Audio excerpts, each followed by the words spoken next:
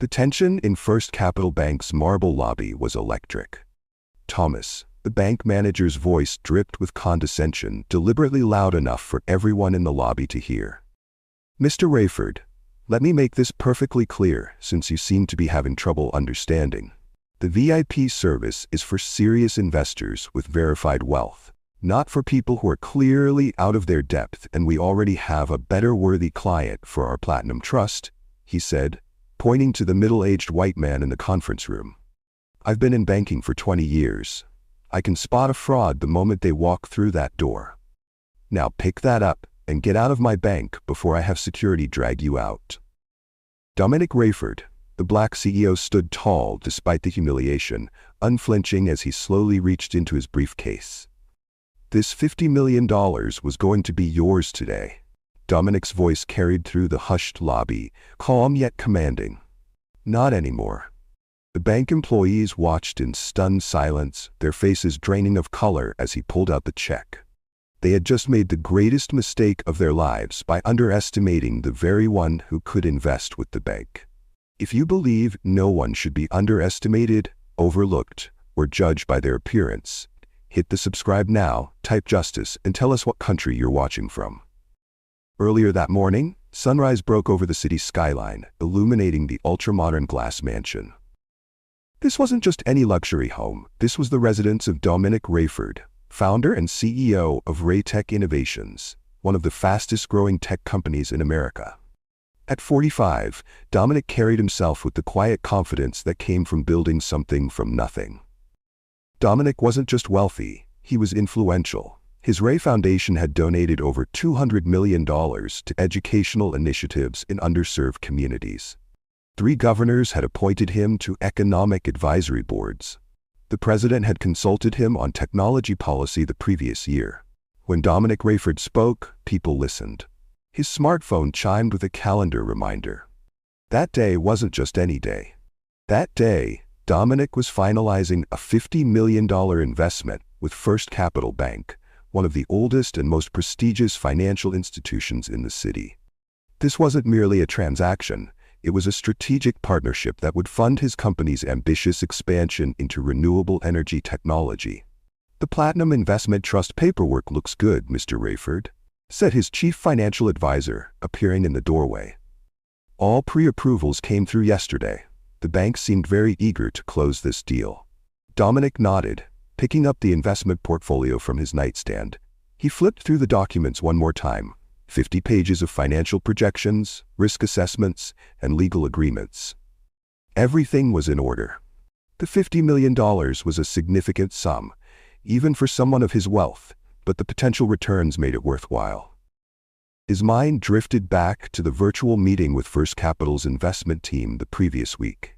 Their faces on the video call had been all smiles and excitement when they realized who was interested in their Platinum Trust.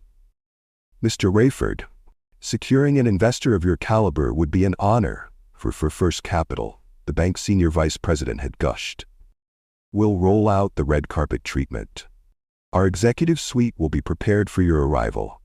His assistant Sarah entered, tablet in hand. "Your 10 a.m. appointment at First Capital is confirmed. They sent over another email this morning." She turned the screen toward him, showing the message with its effusive language. "We're thrilled to welcome you to finalize your investment. Our senior team will be waiting to provide our signature VIP experience." Dominic smiled slightly. "Thanks, Sarah. What's my schedule after the bank?" "Lunch with the mayor at 12:30, then your keynote at the tech summit at 3. The governor mentioned he might stop by for that." Dominic nodded, making his decision. He reached past the custom suits, selecting dark jeans, a crisp button-down shirt, and a casual blazer. Expensive, but understated. He wasn't trying to impress anyone that day. "Will you be taking the Bentley, sir?" Sarah asked, already reaching for the keys to his custom British luxury car. "No," Dominic decided. "The Tesla will be fine today." This detail mattered. Dominic could have arrived in any of his luxury vehicles, the limited edition McLaren, the custom Bentley, or the vintage Aston Martin. Instead, he chose the everyday Tesla Model S, still a $100,000 vehicle, but practically modest compared to his other options. That day wasn't about flaunting wealth, It was about making a sound business decision. Dominic drove himself downtown, no chauffeur that day. The sleek Tesla glided into First Capital Bank's parking structure at precisely 9:45 a.m. Dominic had always been punctual. 15 minutes early was on time in his book. He checked his appearance in the rearview mirror, straightened his blazer, and grabbed his handcrafted leather briefcase containing the documentation and the $50 million cashier's check. First Capital Bank's headquarters dominated the financial district, 30 floors of gleaming glass and steel with the company's logo illuminated at the top. Dominic entered through the revolving door. He approached the reception desk confidently. The young woman looked up with a practiced smile that immediately faltered as her eyes took him in. There was a subtle shift in her expression. A momentary confusion, perhaps even disappointment at seeing a black man, but quickly masked by professional courtesy. "Good morning," Dominic said warmly. "Dominic Rayford. I have a 10 a.m. appointment with the investment team regarding the Platinum Trust." The receptionist's eyes narrowed almost imperceptibly. Her fingers hovered over her keyboard, but she didn't type anything. "Do you have confirmation of that appointment?" she asked, her tone suggesting skepticism. Dominic maintained his pleasant expression, though he noted she hadn't asked that of the 3 white clients who'd checked in before him. He pulled out his phone, showing her the email confirmation from the bank's senior vice president. "I see," she said, her tone shifting to one reserved when to be lost or confused. "Well, Mr. Rayford, all of our investment advisors are currently with clients. Please have a seat in the waiting area. Someone will be with you when they become available." No offer of coffee. No call to alert the investment team of his arrival.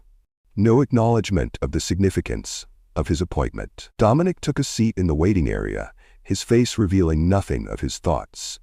But he observed everything, the subtle shift in atmosphere that his presence had created. A security guard casually repositioned himself closer to where Dominic sat. 2 bank employees behind their desk whispered to each other, glancing in his direction when they thought he wasn't looking. He'd seen this before, too many times to count. The minutes ticked by. 10 minutes. 20 minutes. Dominic watched as other clients who arrived after him were promptly greeted and escorted to meeting rooms. He noticed their handshakes seemed warmer, their welcomes more genuine. 9:45 became 10. His appointment time arrived and passed. 10:15. Still waiting. 10:30. Not even an update from the receptionist. Have you ever been made to feel like you don't belong somewhere, despite having every right to be there? Share your experience in the comments below and hit the subscribe button for more stories like this. The bank's atmosphere was busy but controlled. Employees moved with practiced efficiency. Clients came and went. And still, Dominic waited, the $50 million cashier's check sitting quietly in his briefcase. At 10:35, Dominic approached the desk again. His demeanor remained professional, but there was a firmness to his voice now. "Excuse me," he said. "My appointment was scheduled for 10. It's now 10:35. Is there a problem I should be aware of?" The receptionist barely looked up from her computer screen.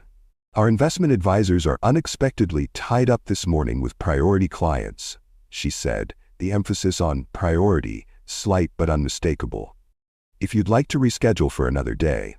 From the corner of his eye, Dominic noticed a young Latino banker at a nearby desk watching the interaction with visible discomfort. Their eyes met briefly, the younger man's gaze communicating an unspoken apology before he quickly looked away, clearly troubled by what he was witnessing, but unsure how to intervene. Dominic was considering his response when the bank's glass doors swung open dramatically. A white man in his 50s strode in wearing a flashy designer suit that somehow managed to look both expensive and tacky. His gold watch glinted ostentatiously in the lobby lights, his shoes gleamed with fresh polish, and his silver hair was slicked back in a style that screamed, "Look at me." Everything about him demanded attention, and got it. The transformation in the receptionist was immediate and dramatic. She stood up, her face brightening with a genuine smile. "Mr. Whitman, how wonderful to see you today," she exclaimed with enthusiasm she never showed Dominic. Charles Whitman didn't even pause at the reception desk. He simply waved his hand dismissively as he walked past. "Amanda, darling," he called back. "Tell Thomas I'm here about that investment opportunity we discussed. The platinum one." Without an appointment, without verification, without waiting. Within 30 seconds, Dominic timed it on his watch. The bank manager emerged from a hallway. Thomas Bedford, according to the nameplate on his lapel, was a middle-aged white man with the confident stride of someone used to authority. His hand was already extended enthusiastically toward Charles before he was even halfway across the lobby. "Charles, always a pleasure," Thomas exclaimed loudly enough for the entire lobby to hear. "We've been expecting you. Let's get you set up in our executive conference room right away." As Thomas led Charles away, neither man acknowledged Dominic's presence. The receptionist was already preparing a tray with coffee and pastries to bring to the conference room. A door opened to a part of the bank Dominic hadn't been allowed to see, revealing plush furnishings and artwork in what was clearly the VIP area. The contrast couldn't have been more stark. Dominic, with his confirmed appointment and $50 million investment, had been waiting for nearly an hour. Charles Whitman walked in without an appointment and was immediately escorted to the executive suite. The young Latino banker rose from his desk, approaching the reception desk.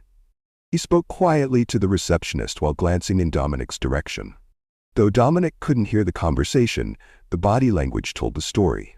The young man suggesting something, the receptionist firmly shaking her head. Dominic sat back down, pulling out his phone. He reviewed the email chain that had led to this appointment. Dozens of messages over the past month. The bank's eagerness to secure his $50 million investment had been unmistakable in their written communication. "We would be honored to handle your investment," the senior VP had written. "You'll receive our VIP treatment every step of the way. Your business means everything to us." Yet there he sat, invisible, unimportant, unwelcome. Through the glass walls of the executive conference room, Dominic could see Charles Whitman making himself comfortable, accepting a cup of coffee, laughing loudly at something Thomas said. The doors opened briefly as the receptionist delivered the refreshments, and Dominic caught snippets of Charles's booming voice. "Of course I can match their investment level. Whatever that other fellow was offering, I can do better. Let's talk numbers." The doors closed again, but the message was clear. Charles Whitman was being treated as the VIP that Dominic was promised he would be. After another 10 minutes, Thomas emerged from the conference room and finally approached Dominic, a folder in hand. His expression was one of polite dismissal. "Mr. Rayford, is it?" he asked, his tone making it clear he knew exactly who Dominic was, but was deliberately mispronouncing his name. "I understand you're interested in one of our investment packages." Before Dominic could respond, Thomas continued, glancing back toward the conference room where Charles sat. "I should inform you that we're already in discussions about this particular opportunity with another investor. Perhaps investments with smaller minimums would be more appropriate for your situation?" The implication was clear. Thomas had made assumptions about Dominic's financial capacity based solely on his appearance. Dominic stood, maintaining perfect composure. He'd faced this kind of prejudice before, though rarely so blatantly in a professional setting. "I believe there's been a misunderstanding," Dominic said calmly. "I already filed my application for the Platinum Investment Trust. I have an appointment confirmed by your senior vice president. I'm here to finalize the $50 million investment we discussed extensively last week." Thomas's eyebrows raised slightly, disbelief evident on his face. He opened the folder he was holding, revealing Dominic's application with all its details, including the investment amount. "Yes, well about that." Thomas's voice trailed off as Charles Whitman emerged from the conference room, approaching them with the swagger of someone used to getting his way. "Thomas," Charles called out. "Who's this you're talking to? I thought we were finalizing our deal? You said I was your priority this morning." Thomas turned toward Charles, his entire demeanor changing. His posture straightened, his expression became deferential. "Just wrapping up here, Charles. I'll be right with you." Charles looked Dominic up and down, making no attempt to hide his disdain. "Is this the other investor you mentioned? Come now, surely you're not keeping me waiting for this consultation?" The way he said consultation made it clear he didn't view Dominic as competition for the investment opportunity. Thomas laughed uncomfortably. Of course not, Charles. As I was explaining to Mr. Rayford, Mr. Whitman has expressed interest in this particular investment opportunity, he explained, turning back to Dominic. We'll be proceeding with him instead. Then came the moment that would change everything. Thomas deliberately took Dominic's application, the one that had been pre-approved, the one that had been welcomed with virtual open arms just days earlier, and tore it in half, right before Dominic's eyes. Your services won't be needed today, Thomas said coldly. Perhaps try the community bank down the street. They handle smaller accounts. The torn application now rested in Thomas's hands, a physical representation of the disrespect Dominic had just experienced. In that moment, as Thomas stood there holding the torn papers, employees around the lobby froze, watching the scene unfold. The young Latino banker looked horrified. The receptionist suddenly seemed uncertain, but no one intervened, no one spoke up. Around the bank, customers and employees had fallen silent, sensing the tension in the air. All eyes were on Dominic, waiting for his reaction. Charles Whitman stood smugly beside Thomas, both men clearly expecting Dominic to simply walk away defeated. But Dominic Rayford didn't become one of the most successful entrepreneurs in America by walking away from obstacles. And what no one in that bank lobby realized yet was that they've just made a $50 million mistake. If you were in Dominic's shoes, what would you have done? Share your thoughts in the comments and click on the subscribe button now to not miss out on what's coming next. Dominic Rayford remained standing in the lobby, but his mind was calculating, assessing, planning his next move with the strategic precision that had built his billion-dollar empire. Before Dominic could respond, Charles Whitman stepped forward again, inserting himself physically between Dominic and Thomas. Thomas, get this man out of here so we can continue our meeting, Charles demanded loudly, not even bothering to acknowledge Dominic or Sarah directly. I don't have all day, and I'm certainly not sharing my investment opportunity with him. We were in the middle of discussing my million-dollar commitment. Thomas hesitated for the briefest moment, a flicker of uncertainty crossing his features as he looked between the commanding presence of Charles and the calm dignity of Dominic. But his decision had already been made. With a short nod to a security guard who had been hovering nearby throughout the interaction, he made his choice clear. Please escort Mr. Rayford from the premises. Thomas instructed the guard. He is no longer welcome here today. The security guard, a middle-aged man named Robert according to his nameplate, approached with visible reluctance. He had worked at the bank for 12 years and had never been asked to remove a well-dressed, calm client who had done nothing disruptive. Sir, I'm going to have to ask you to leave the building, Robert said, his discomfort evident in his voice and posture. At Thomas's signal, a second security guard joined the first. Both men looked increasingly uncomfortable, but determined to do their jobs. The situation was escalating rapidly, with more customers pulling out phones, some appearing to record the confrontation. Charles stood smugly beside Thomas, arms crossed over his chest, a satisfied smile playing at the corners of his mouth as he watched the security guards approach Dominic. This is why I appreciate banking here, Thomas, he said loudly enough for everyone to hear. You understand who the real clients are. As the security guards moved closer, Dominic remained completely calm. With the steady hands of someone who had faced discrimination many times before and had learned to use it as fuel rather than fire, he reached into his pocket and pulled out his phone. The movement was unhurried, deliberate, confident. With the entire bank lobby watching in tense silence, Dominic scrolled through his contacts and selected a name. He placed the phone to his ear. Sarah, he said when his executive assistant answered on the first ring. I need you to cancel the $5 billion investment deal with First Capital Bank immediately. The security guards hesitated, sharing an uncertain glance before looking to Thomas for guidance.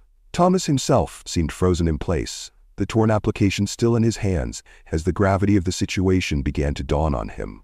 If this man truly was Dominic Rayford, if he truly was about to invest that much money. That's correct, Dominic continued. No, I haven't been offered coffee. No, I haven't been shown to the executive suite. In fact, the manager, Thomas Bedford, has just torn up my application in front of the entire lobby and is now having security remove me from the building. Yes, I'm quite serious. Thomas's face drained of color as the realization dawned that Dominic might actually be who he claimed to be, and that they were now about to miss the biggest investment ever, even far higher than Charles had brought. The torn application in his hands suddenly seemed to burn like a hot coal, evidence of a colossal misjudgment that could not be undone. The security guards took a step back, no longer advancing toward Dominic. Charles Whitman's smug expression faltered, uncertainty creeping into his features as he watched the demeanor of the bank staff transform in real time. The lobby remained in suspended animation, every person present witnessing what was rapidly becoming a pivotal moment for First Capital Bank. A moment when prejudice and presumption were about to exact a catastrophic cost. The security guards approached Dominic with visible hesitation, their training conflicting with their growing uncertainty. Robert, the older guard, kept glancing back at Thomas, as if seeking confirmation that they were really supposed to remove this calm, well-dressed man who was now speaking directly to the bank president. The younger guard, hand nervously resting on his radio, positioned himself to Dominic's left while keeping a respectful distance. "Sir, I need to ask you to end your call and come with us," Robert said, his voice lacking conviction. Dominic continued his conversation with Richard Barnes, explaining the situation with the measured precision of a man accustomed to high-stakes negotiations and directing Sarah, his assistant, to pass what happened to the board of the bank. Thomas Bedford, watching this unfold and realizing the potential catastrophe looming before him, strode forward with newfound urgency. His earlier smug confidence had evaporated, replaced by a desperate need to regain control of the situation. In a move that would later be described in multiple employee testimonials to the bank's ethics committee, Thomas reached out and attempted to physically take the phone from Dominic's hand. "Sir, I must insist, no phone calls are allowed in the banking area," Thomas declared loudly, his fingers actually making contact with Dominic's phone. "It's a security policy." This was, of course, completely false. Throughout the bank, other customers were freely using their phones for various purposes. The fabricated policy was a transparent attempt to cut off Dominic's communication with the bank president. Dominic smoothly pivoted away from Thomas's grasp, maintaining his calm demeanor even as the bank manager invaded his personal space. "Richard, it appears Mr. Bedford is now attempting to physically take my phone." "Yes, I believe that's him you can hear." From the private conference room, Charles Whitman watched the confrontation through the glass walls, a satisfied smile playing across his features. With theatrical flourish, he raised his china coffee cup in a mock toast toward Dominic, taking a slow sip while maintaining eye contact. It was the gesture of a man who believed he had won, who saw himself as untouchable. The tension in the bank lobby had reached a breaking point. Customers had stopped pretending to conduct their business and were openly watching the drama unfold. Some had their phones raised, recording the incident.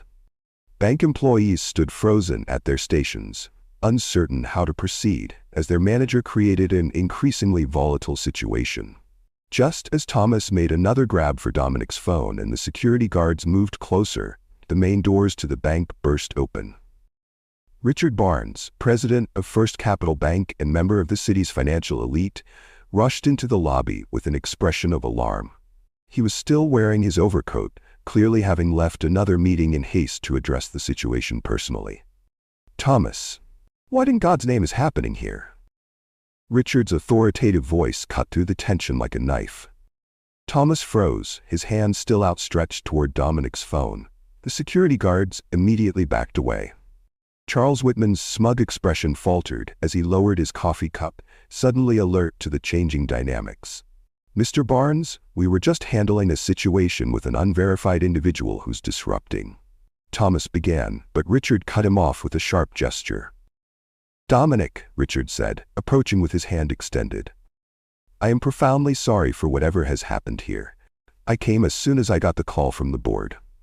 The two men shook hands, the familiarity of their greeting making it immediately clear to everyone present that they knew each other well. Thomas's face drained of color as the full magnitude of his mistake became apparent. Before Richard could say more, James Rodriguez approached quickly, tablet in hand. His usual deference to authority was temporarily overshadowed by a sense of urgent purpose. "Mr. Barnes, you need to see this immediately," James said, offering the tablet to the bank president. "I've been trying to alert management about this situation all morning." Richard took the tablet, his brow furrowing as he reviewed whatever information James had presented. The bank president's expression transformed from confusion to shock to grim resolve in the span of seconds. "How long have you had this information, James?" Richard asked, his voice now deadly serious. 3 days, sir," James replied. "I filed the suspicious activity report on Monday when I noticed the pattern. I tried to bring it to Mr. Bedford's attention twice, but he told me to mind my own business." Richard's face hardened as he handed the tablet back to James. "Print this and have it ready for the authorities." As if on cue, the bank's doors opened again. 2 police officers entered, scanning the lobby with professional detachment. Thomas straightened his tie and moved toward them with a confidence that seemed increasingly misplaced. "Officers, thank you for responding so quickly," Thomas said. "We have an individual who needs to be—" "Detective Wilson, Fraud Division," Richard interrupted, addressing the senior officer directly. "Thank you for coming so promptly. The situation has developed beyond what Mr. Bedford described to you on the phone." The detective nodded professionally to Richard. "Mr. Barnes, what can you tell me about the situation?" What happened next would later be described by witnesses as the most dramatic plot twist I've ever seen outside of a movie. Richard Barnes, president of First Capital Bank, pointed not at Dominic Rayford, but directly at Charles Whitman, who remained in the conference room, now looking considerably less comfortable. "That man, Charles Whitman," Richard said firmly, "has been attempting to commit fraud against this institution. We have documentation of falsified financial statements, check kiting between accounts, and an attempt today to secure investment access to our Platinum Trust through misrepresentation of assets." The detective's expression remained professional, but his posture shifted immediately to alert. His partner moved subtly to position herself with a clear view of Charles. "Furthermore," Richard continued, "he has apparently convinced my bank manager to deny service to one of our most valued clients in order to pursue this fraudulent opportunity." He gestured respectfully toward Dominic. Charles Whitman, seeing the focus of attention shift dramatically to him, stood up abruptly in the conference room. His previously confident demeanor had vanished entirely, replaced by the nervous energy of someone calculating escape routes. As the officers moved toward the conference room, Charles pushed past a startled bank employee and made for a side exit. His escape attempt was short-lived. The second officer had anticipated this move and intercepted him before he reached the door. "Sir, please remain where you are," she said firmly, her hand moving to rest on her equipment belt. "We need to ask you some questions about your banking activities." Charles's desperate attempt to flee had only confirmed suspicions. As the officers escorted him back to the main lobby, his bluster collapsed entirely. "This is all a misunderstanding," Charles protested, his voice having lost its earlier commanding tone. "I'm a respected businessman in this community." Detective Wilson remained unmoved. "Sir, attempting to flee when officers approach generally doesn't support claims of innocence. We're going to need you to come with us to answer some questions about these financial discrepancies." As Charles was escorted toward the main doors, now flanked by both officers, Richard Barnes turned to Dominic. The bank president's expression carried genuine remorse as he extended his hand again. "Dominic, I cannot begin to apologize enough for what's happened here today. This is not how First Capital Bank treats its valued clients. Or any clients for that matter. I would like to personally oversee the completion of your investment in the Platinum Trust immediately." Thomas Bedford stood nearby, his face ashen as he watched his career imploding in real time. The torn application was still clutched in his hand, damning evidence of his catastrophic judgment. The lobby had gone completely silent, every eye focused on Dominic Rayford. After experiencing public humiliation and discrimination, how would this powerful man respond to the bank president's plea? Dominic reached into his briefcase and removed a document that made several bank employees gasp audibly. It was a cashier's check made out to First Capital Bank for exactly $50 million. The check that was supposed to have been handed over in the executive suite an hour earlier, accompanied by champagne and congratulations. "Richard," Dominic said calmly, "I came here today prepared to invest $50 million with your institution." Relief washed over Richard's face. But it was premature. With deliberate slowness that echoed Thomas's earlier action, Dominic Rayford tore the cashier's check for $50 million in half. The sound seemed to echo through the silent lobby, a physical manifestation of consequences. "You've shown me exactly what kind of institution this is," Dominic said, his voice carrying clearly to every corner of the bank. "My money will go elsewhere," and immediately he tore the check. The torn check, representing $50 million that would never flow into First Capital Bank's accounts, drifted from Dominic's fingers to the marble floor. No one moved to pick up the pieces. Sarah, who had also arrived and had been documenting the entire incident on her phone, stepped forward to join her boss. Together, they walked toward the exit, their dignity intact despite the morning's events. "Dominic, please," Richard called after him, desperation evident in his voice. "We can make this right. Thomas's actions don't represent our values." Dominic paused at the door, turning back to address not just Richard, but everyone in the bank. "Values aren't what you put in your mission statement, Richard. They're what you demonstrate when you think no one important is watching." With that, Dominic Rayford and Sarah exited First Capital Bank, leaving behind $50 million and a powerful lesson about judgment, prejudice, and consequences. 1 month after the incident, that would come to be known in financial circles simply as the Rayford rejection, the fallout continued to reverberate through the banking industry. The morning financial shows displayed the stark reality in red digits across their tickers. First Capital Bank's stock had plummeted a staggering 37% since the video went viral, erasing over $2 billion in market value in just 4 weeks. Financial analysts attribute the unprecedented decline to both the massive withdrawal of funds following the incident and the reputational damage inflicted by what many are calling the most expensive act of discrimination in banking history, declared the somber-voiced anchor on Financial Morning Report. The screen behind her showed the unmistakable downward trajectory of FCB's stock price, a near vertical drop with no signs of recovery. What Thomas Bedford couldn't have known that fateful morning was that Sarah, Dominic's executive assistant, had been recording the entire confrontation from the moment she entered the bank.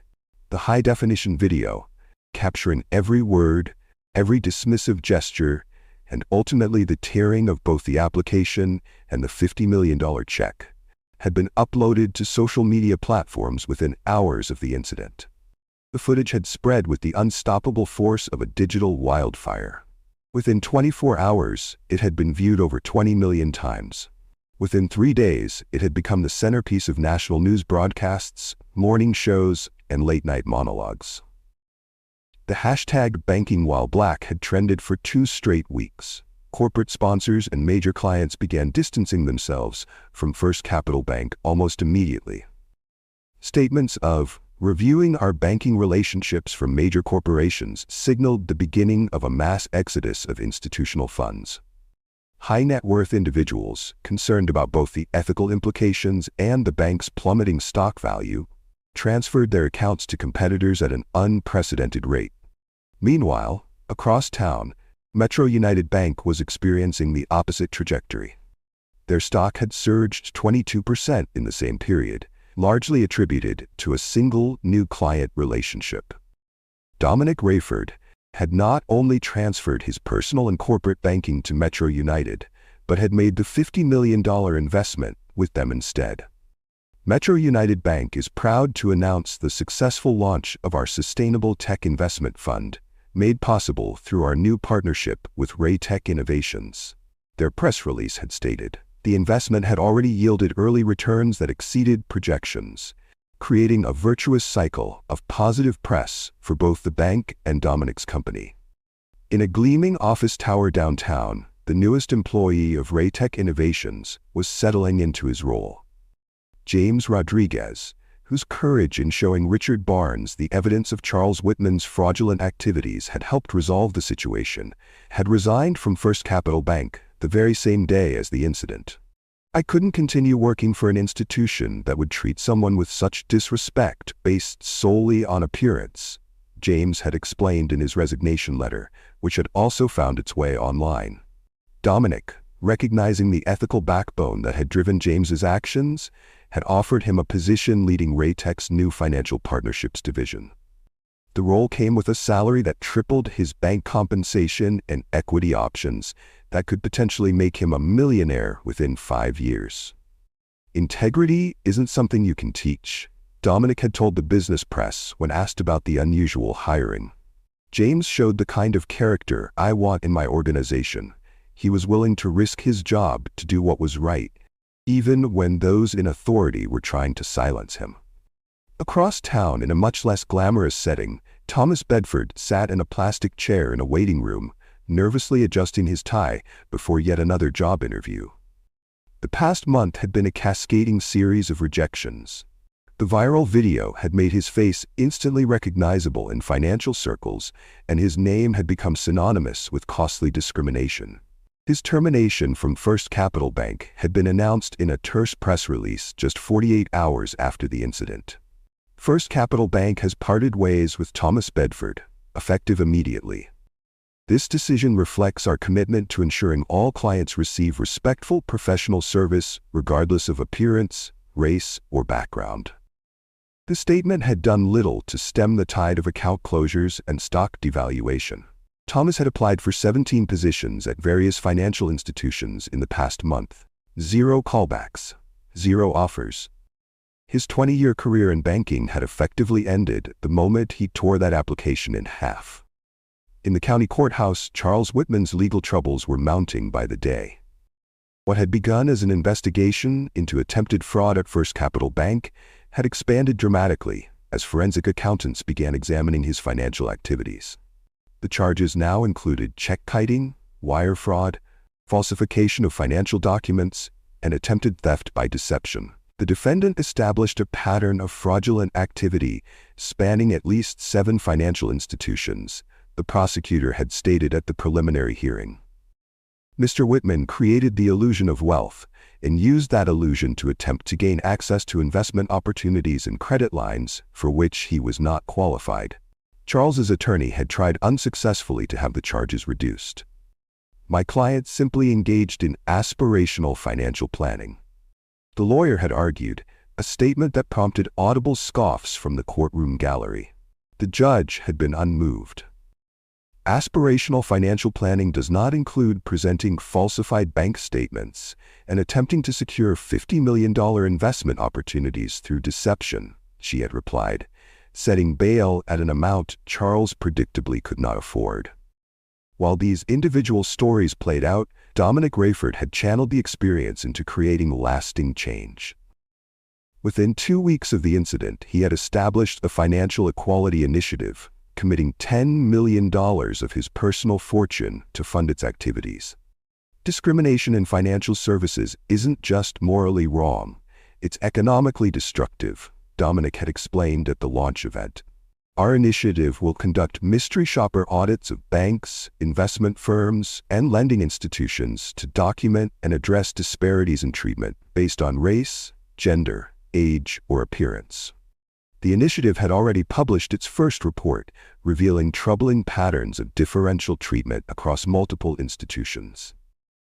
Major banks, eager to avoid becoming the next First Capital, had begun implementing new training programs and accountability measures almost immediately. 3 industry leaders had approached the Financial Equality Initiative about conducting voluntary audits of their practices, a development that financial analysts noted would have been unthinkable before the viral incident.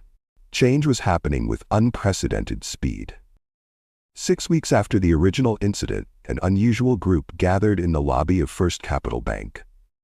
Dominic Rayford stood at the center of a diverse collection of young entrepreneurs, recent graduates of his foundation's Business Incubator program. The 6 aspiring business owners represented the full spectrum of racial, ethnic, and gender diversity, each clutching business plans and financial projections. Richard Barnes, still bank president despite calls for his resignation, personally greeted the group in the lobby. His face showed the strain of the past 6 weeks, the stock collapse, the congressional inquiry, the mass exodus of clients. But there was also determination in his expression, the look of someone committed to fundamental change. "Mr. Rayford, thank you for giving us this opportunity," Richard said, extending his hand. "We're honored to host your entrepreneur mentorship group today." The bank looked noticeably different from Dominic's previous visit. The staff was more diverse. New signage emphasized the bank's commitment to equal service prominently displayed throughout the space. Even the security protocols had been visibly adjusted, with clear guidelines about when guards could and could not approach clients. Richard led the group on a tour of the bank's operations, explaining the changes implemented since the incident. "We've completely overhauled our client verification procedures," he explained. "Every customer receives the same verification process, regardless of appearance. No exceptions, no shortcuts." They passed through the same area where Dominic had waited that fateful day. Now, a digital queue system displayed waiting times transparently on monitors throughout the lobby. No more subjective decisions about who got seen first. "Our staff has undergone comprehensive bias training," Richard continued. "But more importantly, we've implemented measurable accountability metrics. If disparities in service appear in our data, it affects everything from performance reviews to bonus structures." As they reached the executive conference room, the same one where Charles Whitman had raised his mocking toast, Richard turned to Dominic with genuine emotion in his voice. "What happened to you in this bank was inexcusable," he said. "The changes we've made can't undo that harm. But I want you to know that your response, creating the Financial Equality Initiative rather than simply soon us into oblivion, has forced this institution to become better than it was.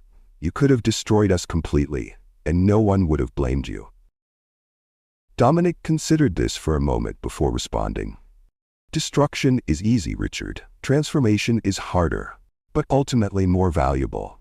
What matters isn't that I was disrespected. What matters is ensuring it doesn't happen to the next person who walks through those doors looking like me, or like any of these young entrepreneurs." The group concluded their tour in the bank's community room, where loan officers would spend the afternoon reviewing the business plans of Dominic's mentees. Young entrepreneurs who might never have gained such access without his influence opening doors. As they prepared for these meetings, Dominic shared a final thought with the group, unaware that his words would later be engraved on a plaque in that very room. "Money talks, but character speaks volumes. True wealth isn't measured by what's in your account, but by who you're willing to value. In business, as in life, how you treat people when you think no one important is watching reveals everything about who you truly are." The young entrepreneurs nodded, absorbing the lesson that had cost First Capital Bank $50 million and counting to learn. The banking industry would never be quite the same, and neither would any of the lives touched by the ripples of that single moment of discrimination and its profound consequences. If this story resonated with you, hit the subscribe button and share with others so they can watch too. See you in our next video.